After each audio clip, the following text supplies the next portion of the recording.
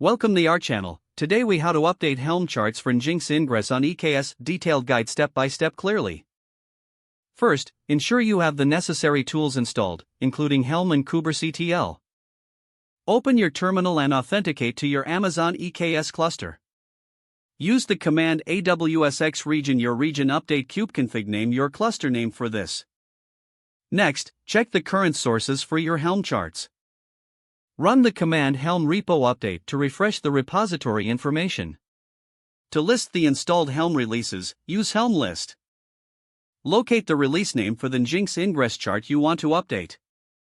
If you need to find the latest version of the NGINX Ingress chart, use Helm search repo Ingress NGINX versions. Make a note of the latest version available. Now, prepare to update the Helm release with the command helm upgrade release name ingress NGINX/ingress NGINX version latest version. If you need to adjust configurations during the update, use the F flag followed by your custom values file. Make sure to specify any necessary configuration changes in your values file. After you've executed the upgrade command, monitor the status of your release. Run Helm status release name to view the progress of the update. You can check the deployed resources using kubectl get all n namespace. Review the deployment logs for any issues by using kubectl logs lapp.kubernetes.io/name=ingress-ninx n namespace. If everything appears to be functioning correctly, your NGINX Ingress has been successfully updated. In case of errors, refer back to the deployment logs for troubleshooting. Once resolved, you may need to reapply the upgrade command if necessary. That concludes the detailed guide on how to update Helm charts for NGINX Ingress on EKS. If the page does not load, refresh the browser or try again in a private or incognito window.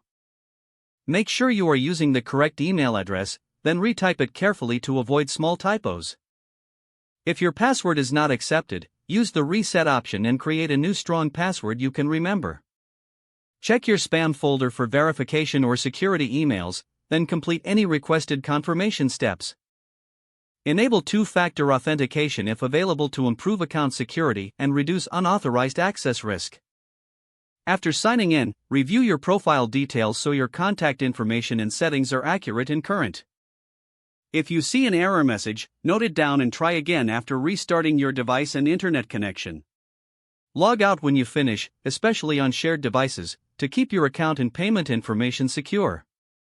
Don't forget to like this video and subscribe to our channel for more step-by-step tech guides.